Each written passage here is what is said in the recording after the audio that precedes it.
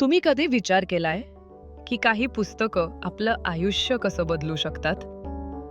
प्रत्येक पुस्तकात दडलेलं असतं एक नवं जग, एक नवं ज्ञान, एक नवा विचार. याच जगाची, याच ज्ञानाची आणि याच विचारांची चला एकत्र मिळून करूया हितगुज. आपले स्वागत आहे हितगुज पुस्तकांशी या तुमच्या वाहिनीवर. हा व्हिडिओ ऐकताना तुमच्या मनात जे काही विचार उमटतील, जे काही जाणवेल, ते कॉमेंटमध्ये नक्की शेअर करा.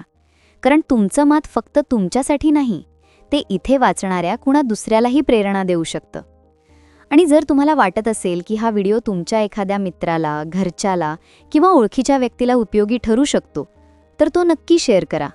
कदाचित तुमच्यामुळे कुणाचा तरी विचार बदलू शकतो, कुणाचं मन थोडंसं हलकं होऊ शकतं. कधी तुम्हाला असं वाटतं का की तुम्ही खूप वेळा ॲडजस्ट करता, समजून घेता, मागे सरता आणि तरीही शेवटी त्रास तुमच्यालाच होतो? तुम्ही मदत करता, वेळ देता, ऐकून घेता, पण गरज संपली की लोक बदलतात. आणि मग मनात प्रश्न येतो, लोक माझाच फायदा का घेतात? हा प्रश्न खूप लोक विचारतात, पण उत्तर चुकीच्या ठिकाणी शोधतात. आपण समजतो लोक स्वार्थी आहेत, लोक वाईट आहेत, लोक कृतघ्न आहेत, पण सत्य थोडं वेगळं आहे. बहुतेक वेळा लोक मुद्दाम तुमचा फायदा घेत नाहीत, ते तुम्ही दिलेल्या परवानगीवर वागतात. ही परवानगी कोणी शब्दांत देत नाही, ती दिली जाते आपल्या वागण्यातून. 1. नको न म्हणण्याची सवय. तुम्ही किती वेळा ठीक आहे म्हणता? मनातून नको असताना, थकलेले असताना, तुमचं काम अपूर्ण असतानाही तरीही ठीक आहे म्हणता. कारण तुम्हाला वाईट वाटायला नको असतं. तुम्ही कोणाला दुखवू इच्छित नाही. तुम्ही कॉन्फ्लिक्ट टाळता. पण प्रत्येक वेळेला ठीक आहे म्हणताना मन आतून नको म्हणत असतं. लोक हे ओळखतात. हळूहळू त्यांना वाटायला लागतं, हा व्यक्ती ॲडजस्ट करतो, हा काही बोलत नाही, इथे सीमा नाही, आणि मग ते पुढचं पाऊल टाकतात. 2. सायलेन्स म्हणजे समजूत नाही, ती परवानगी असते. काही लोक गप्प राहतात. त्रास झाला तरी, अपमान वाटला तरी, अन्याय झाला तरी ते काही बोलत नाहीत.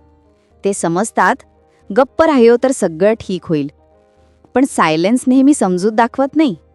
कधीकधी सायलेन्स म्हणजे हे चालेल असा संकेत. लोक कॉन्फ्लिक्ट टाळत नाहीत, ते रिॲक्शन टाळतात. आणि जिथे रिॲक्शन नाही, तिथे वर्तन बदलायची गरज त्यांना वाटत नाही. 3. ओव्हर अवेलेबिलिटी बरोबर अंडर व्हॅल्युएशन. तुम्ही नेहमी उपलब्ध असता का? फोन आला की उचलता, कोणी बोलावलं की जाता, तुमचं काम थांबवून इतरांचं करता. सुरुवातीला लोक थँकफुल असतात, पण हळूहळू ते नॉर्मल होतं. आणि नॉर्मल झालं की त्याची किंमत कमी होते. हे कठोर वाटेल, पण सत्य आहे. जे सहज मिळतं त्याची कदर कमी होते. लोक तुम्हाला वाईट मानत नाहीत, ते तुम्हाला गॅरंटेड समजायला लागतात. 4. चांगुलपणा आणि सेल्फ निग्लेक्ट यात फरक असतो. खूप लोक एक चूक करतात. ते समजतात, मी चांगला माणूस आहे म्हणून मला सहन करायलाच हवं. पण चांगुलपणा म्हणजे स्वतःला दुर्लक्ष करणं नाही. सेल्फ रिस्पेक्ट नसलेला चांगुलपणा हळूहळू सेल्फ निग्लेक्ट बनतो. आणि सेल्फ निग्लेक्ट लोकांना सिग्नल देतो, इथे सीमा नाहीत. 5. लोक पॅटर्न ओळखतात. मानव स्वभाव असा आहे की तो पॅटर्न ओळखतो. एकदा फायदा झाला, दुसऱ्यांदा झाला, तिसऱ्यांदा झाला, मग तो वर्तन रिपीट होतो. हे वाईटपणामुळे नाही, हे सवयीमुळे होतं.